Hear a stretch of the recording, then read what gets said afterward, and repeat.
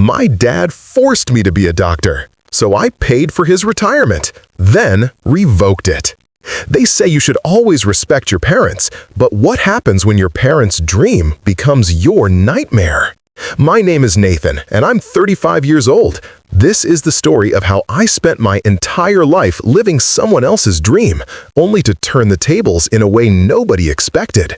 It's a tale of sacrifice, manipulation, and ultimately, revenge served cold with a side of legal paperwork. Growing up in suburban Ohio, my childhood was never my own. From the moment I could understand words, my father, the bitter man who had failed his own medical school aspirations decades earlier, had a clear vision for my future. "You'll be a doctor," he would say, not as a suggestion, but as a declaration of fact. "You'll support me in the style I deserve." My mother, a quiet woman who worked as a school librarian, never intervened.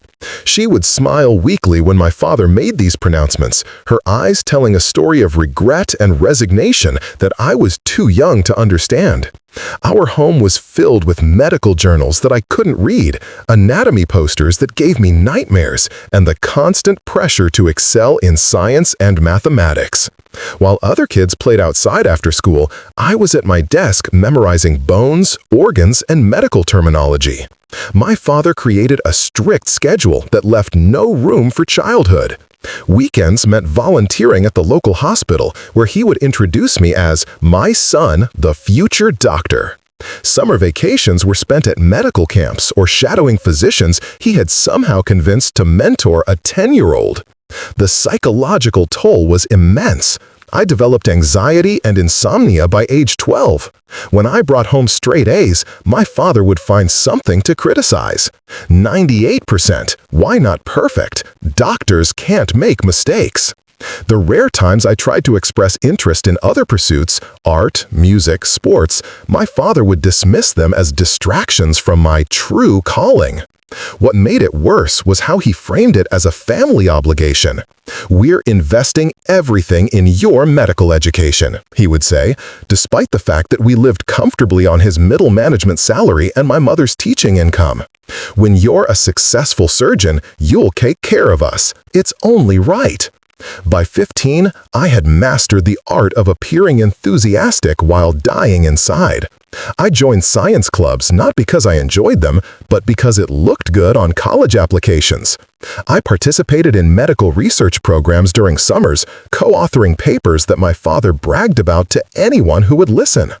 The breaking point came during my junior year of high school. I had developed a genuine passion for photography and had saved up for months to buy a decent camera. I spent hours capturing nature scenes, developing my own photos in a makeshift darkroom in our basement. For the first time, I felt a sense of ownership over something, a creative outlet that was purely mine.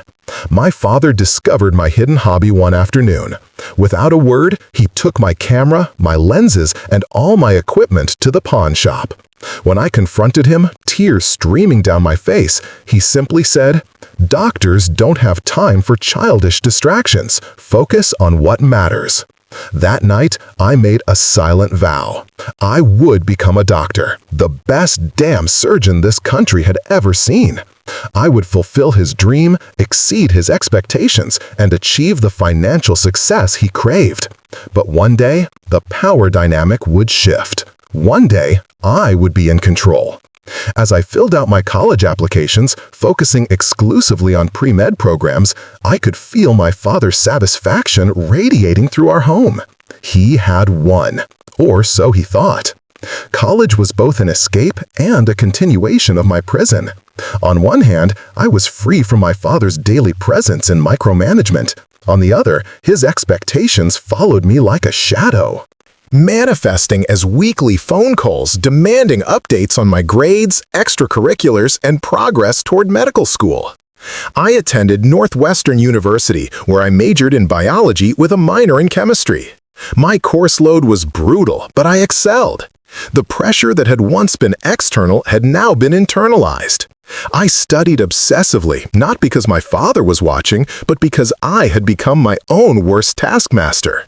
During my freshman year, I met a girl named Isabella in my organic chemistry class. She was brilliant, with a quick wit and a smile that made my carefully constructed walls tremble. Unlike everyone else in my life, she seemed to see beyond the future doctor facade to the person beneath. We became study partners, then friends, then something more. For the first time, I experienced a relationship that wasn't transactional or based on what I could become. Isabella liked me for who I was, not what I was supposed to be. When I brought her home during winter break of my sophomore year, my father was polite but dismissive. "Med school relationships rarely last," he said after she left. "Too demanding. Don't let this distract you from your goals." The irony wasn't lost on me. The man who had sacrificed my childhood for his dream was now warning me about distractions from that same path. Medical school applications were a nightmare of stress and perfectionism. I applied to 20 schools, convinced that anything less than acceptance into a top-tier program would be a failure. When I received my acceptance letter from Johns Hopkins, my father's reaction wasn't pride or excitement, but rather a sense of entitlement. "Of course you got in," he said. "I knew you would. Now the real work begins." Isabella and I tried to maintain our relationship when I moved to Baltimore for medical school. She had stayed in Chicago to pursue her PhD in psychology. We visited when we could, called daily, and made plans for a future where our careers could coexist. But the distance, combined with the relentless demands of medical school, took its toll. The third year of medical school brought clinical rotations, and with them a glimpse into the reality of medicine. I found myself drawn to surgery, the precision, the immediate results, the life-or-death stakes. My father was thrilled when I told him of my decision to pursue a surgical residency. "Orthopedics or neurosurgery," he advised. "That's where the real money is. Cardiac surgery, too. You want to specialize in something that will set you up financially."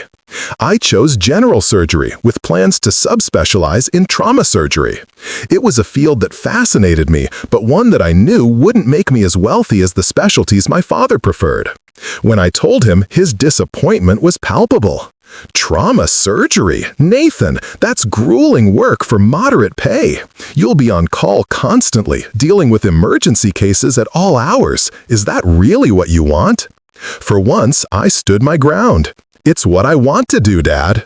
The conversation ended there, but the tension lingered.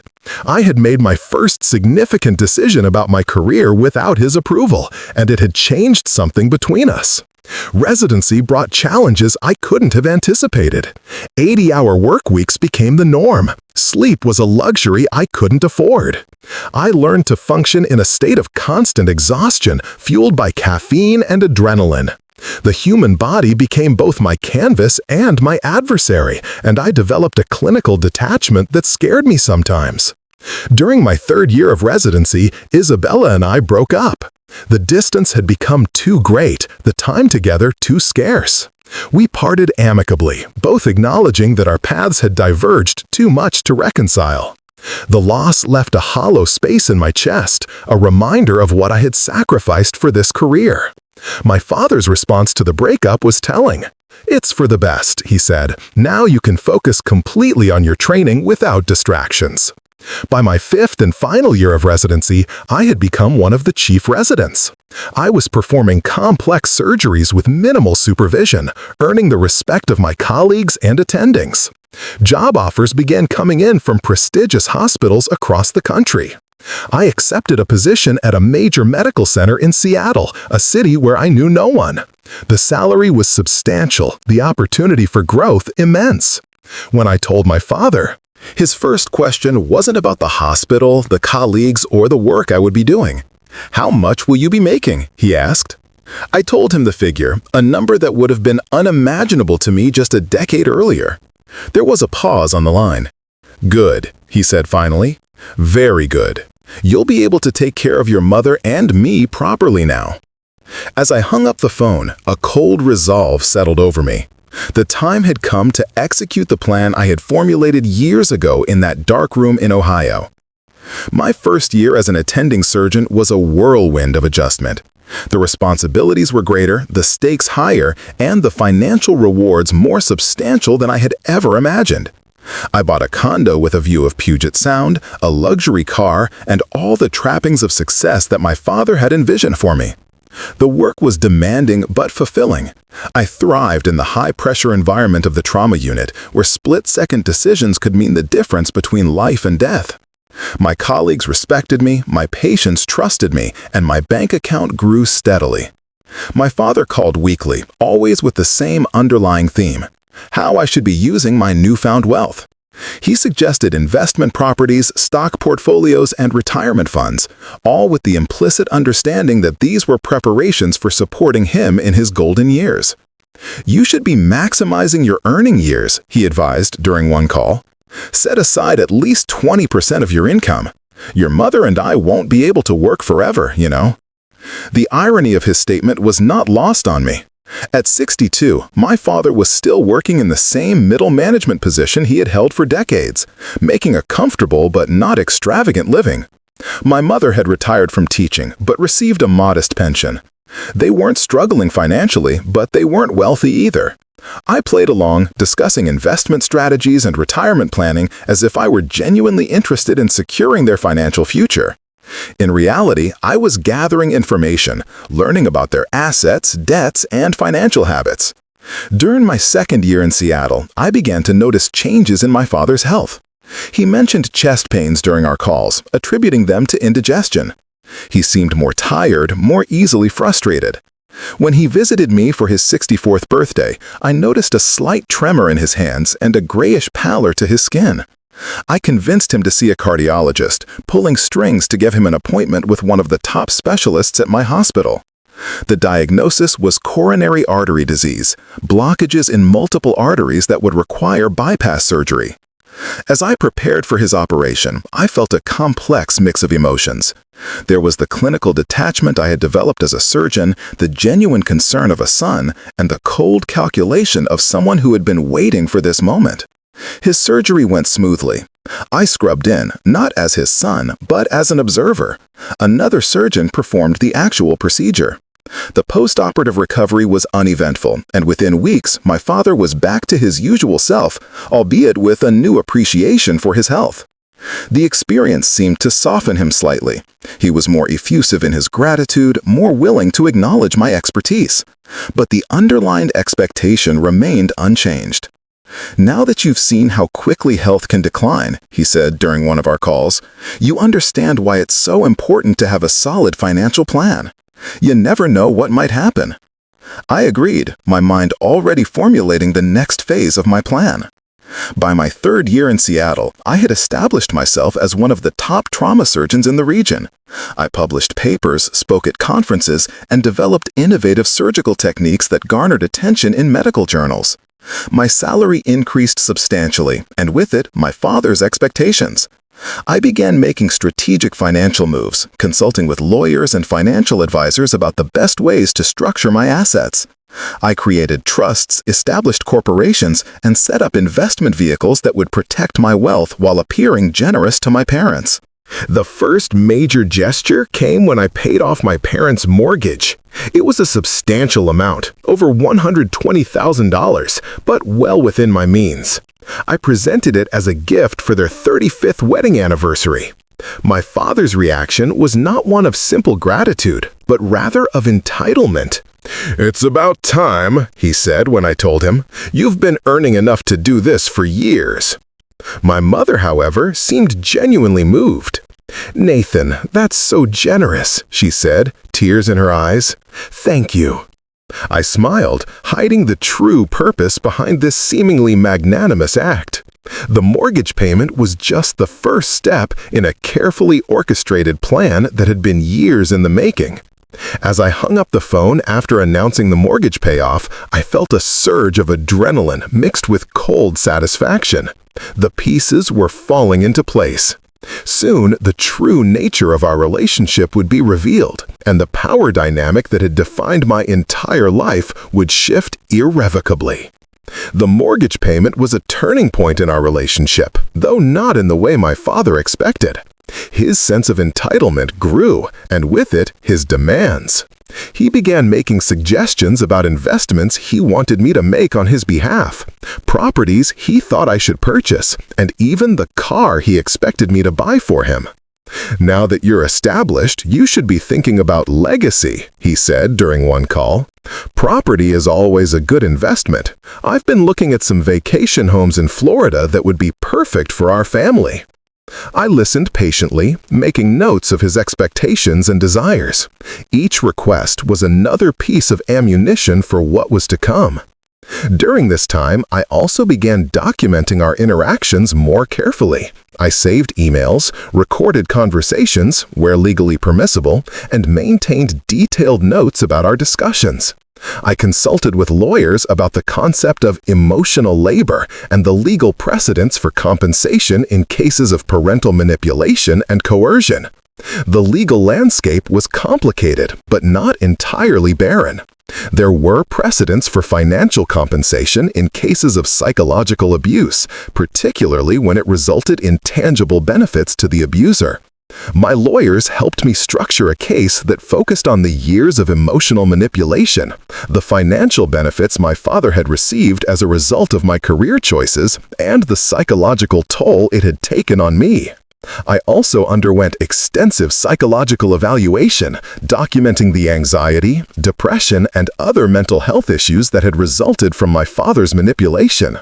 The reports were damning, providing clear evidence of psychological harm that affected every aspect of my life. The most challenging part of this process was maintaining the facade of the dutiful son while secretly preparing for legal action. I continued to call my father regularly, send gifts on holidays and birthdays, and express interest in his investment ideas. "You should look into this biotech startup," he suggested during one call.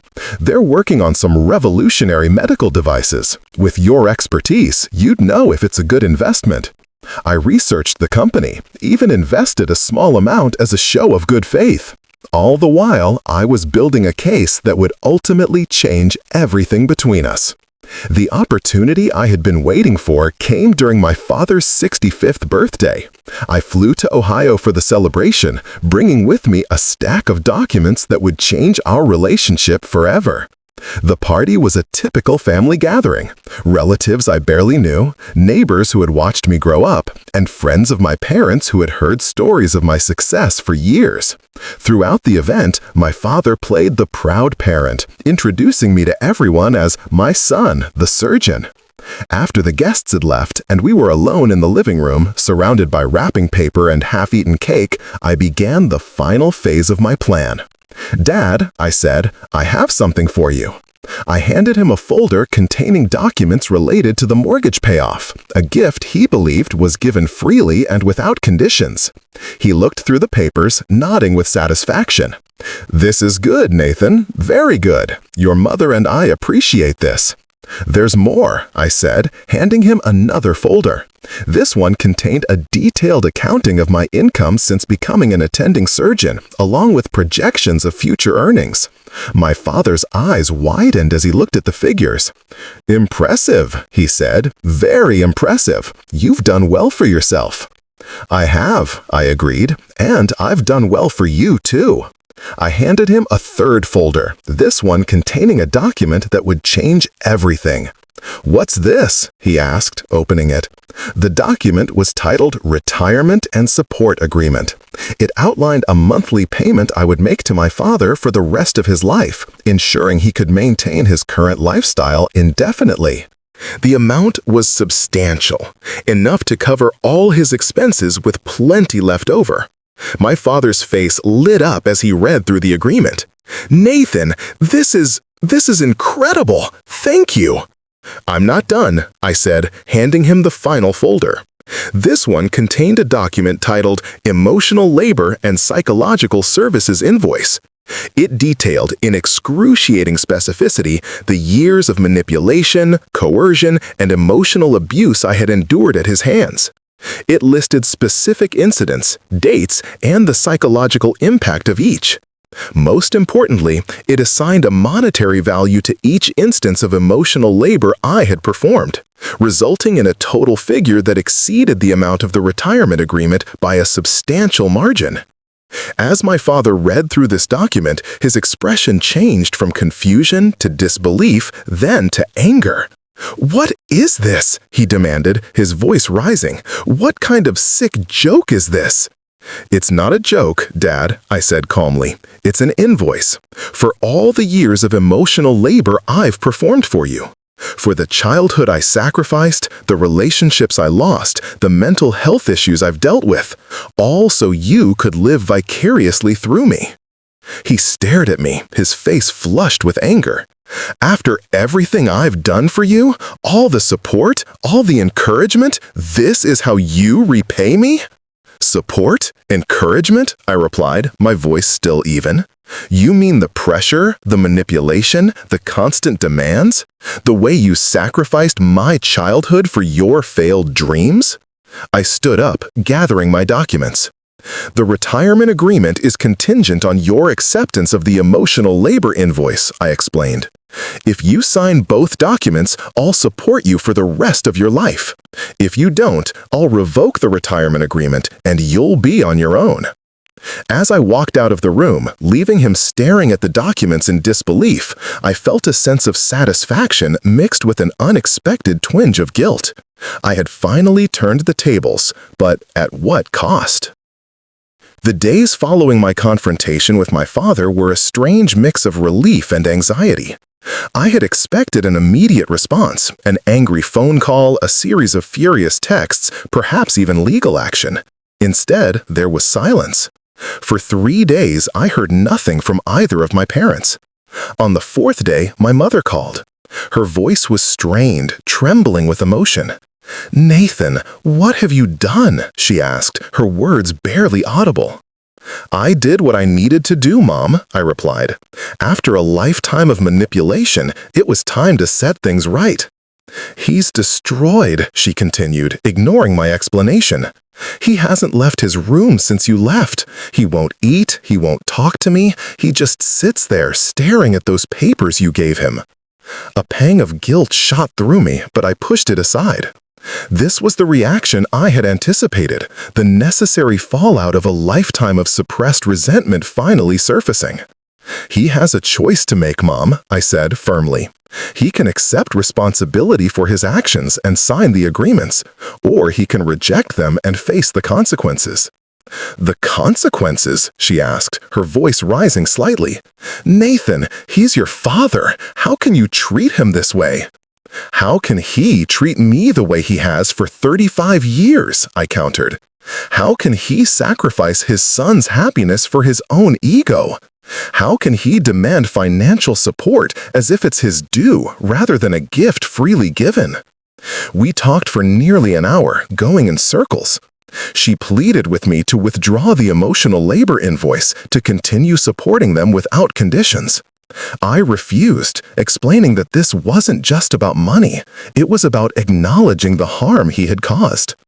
The call ended unresolved, with my mother crying and me feeling a complicated mix of righteousness and remorse. 2 days later, my father called. His voice was cold, devoid of the warmth or familiarity I had come to expect. "I've spoken with a lawyer," he said without preamble.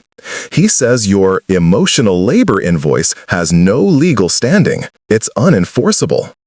"I'm aware of that," I replied calmly. "It's not meant to be legally binding. It's a statement, an acknowledgement of the debt you owe me. Not a financial one, but an emotional one." There was a pause on the line. When he spoke again, his voice had changed, softened slightly. "What do you want, Nathan?" he asked. "What would it take to put this behind us?" "An apology," I said immediately. "A genuine acknowledgement of what you did, not just to me, but to Mom as well.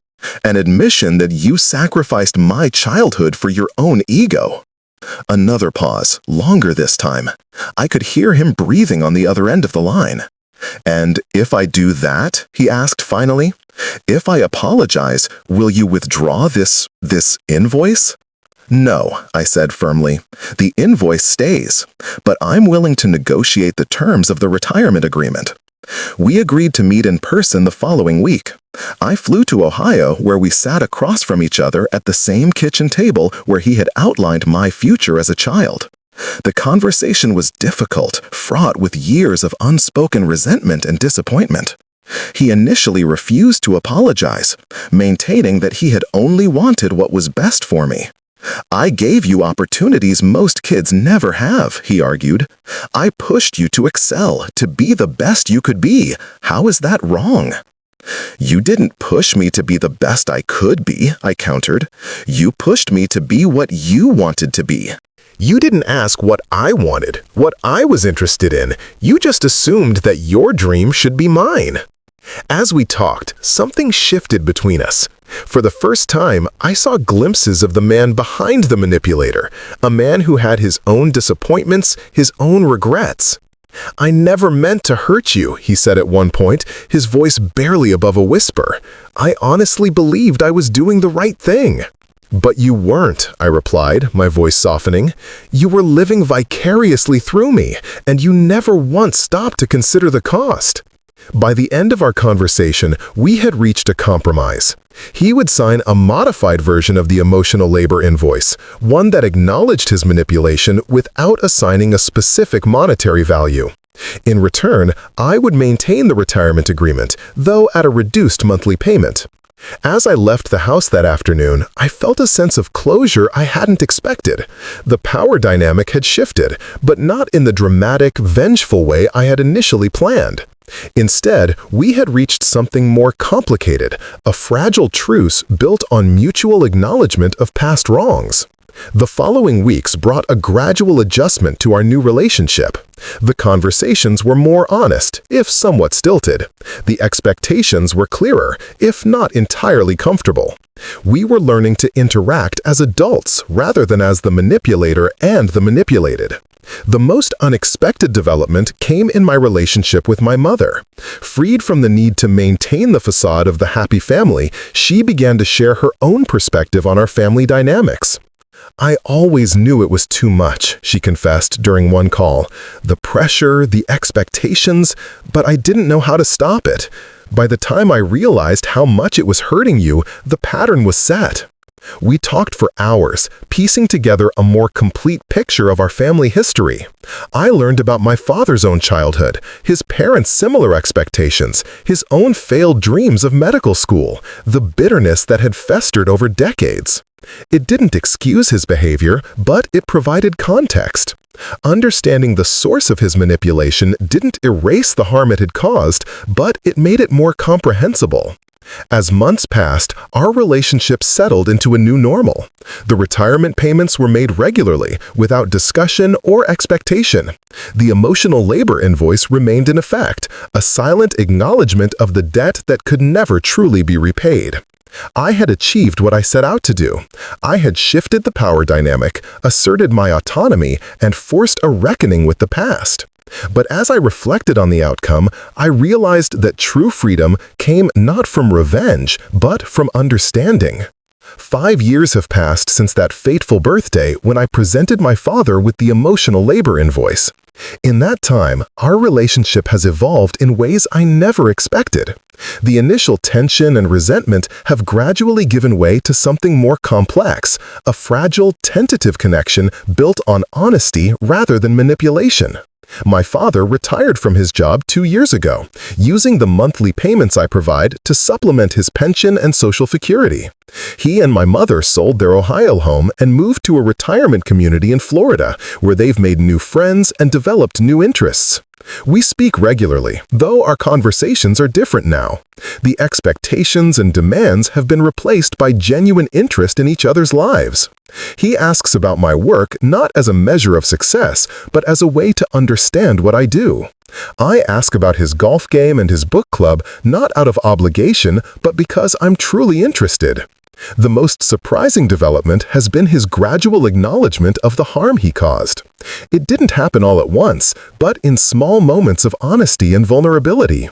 "I was wrong," he said during one call about a year ago. "I thought I was helping you, pushing you toward success, but I was really just trying to relive my own life through yours. I'm sorry for that." Those words meant more to me than any financial settlement could have. They were the acknowledgement I had waited for my entire life, the validation that my feelings, my sacrifices, my struggles had been real and significant. My own journey of healing has been equally transformative. The anger and resentment that drove me for so many years have gradually faded, replaced by a more nuanced understanding of our family dynamics. I've continued therapy, working through the lingering effects of my childhood and developing healthier ways of relating to others. Professionally, I've thrived. I'm now the chief of trauma surgery at my hospital, mentoring younger surgeons and developing innovative techniques that have saved countless lives. The work remains demanding and fulfilling, but it's no longer an obligation or a burden. It's a choice I've made for myself. I've also found time for personal interests I had long neglected. Photography has re-entered my life, this time as a creative outlet rather than a forbidden pleasure. My condo is filled with images I've captured, landscapes, cityscapes, portraits of friends and colleagues. Last year, I even had a small exhibition at a local gallery. The most significant change has been in my relationships. After my breakup with Isabella during residency, I had avoided serious relationships, convinced that I was incapable of forming healthy connections. But as I've worked through my issues, I've gradually opened myself to the possibility of love. 18 months ago, I met a woman named Maria at a medical conference. She is a pediatric oncologist, a field as emotionally demanding as my own, but with different challenges and rewards. What drew me to her initially was her passion for her work, her intelligence, and her dry sense of humor. What has kept me in the relationship is her emotional intelligence, her patience, and her ability to see beyond the successful surgeon to the complex person beneath. Maria knows about my history with my father, about the emotional labor invoice and the retirement agreement. She understands the complicated dynamics of my family and doesn't judge me for the choices I've made. Instead, she supports my ongoing journey of healing, celebrating the small victories and offering comfort during the difficult moments. We're talking about the future now, not in the vague, uncertain way I once imagined, but with concrete plans and mutual understanding. We're considering buying a house together, combining our lives in a way that feels both exciting and terrifying. My relationship with my mother has deepened as well. Without my father's constant presence and influence, she's blossomed into a more confident, assertive woman. She's taken up painting, joined a writing group, and even traveled to Europe with friends from her retirement community.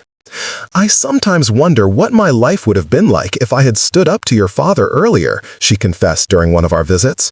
"But I can't change the past. I can only make the most of the time I have left." Her words resonate with me, echoing the lessons I've learned about forgiveness and moving forward. We can't change the past, but we have the power to shape our future. The emotional labor invoice remains in effect, a symbol of the boundaries I've established and the acknowledgement of past wrongs. But it no longer represents anger or resentment. It's simply part of our history, a reminder of how far we've come. Looking back on this journey, I realized that my initial desire for revenge has transformed into something more meaningful. By confronting my father and forcing a reckoning with the past, I didn't just shift the power dynamic. I created an opportunity for genuine change, for healing, for a new kind of relationship. The story isn't a simple tale of revenge or reconciliation. It's a complex narrative of family dynamics, of the ways we hurt those we love, and the difficult path toward understanding and forgiveness. It's about acknowledging the past without being trapped by it, about setting boundaries without building walls. As I sit on my balcony overlooking Puget Sound, camera in hand, I reflect on the journey that brought me here. The view is different from the one I imagined as a child plotting revenge in a darkroom in Ohio. It's more nuanced, more complicated, but ultimately more satisfying. My father forced me to be a doctor, and in doing so set in motion a chain of events that would eventually lead to our mutual redemption. I paid for his retirement, then revoked it, only to establish a new arrangement based on honesty and acknowledgement rather than manipulation and expectation. The story continues to unfold, each chapter bringing new challenges and revelations. But for the first time in my life, I'm writing it myself, not as a character in someone else's dream, but as the author of my own destiny.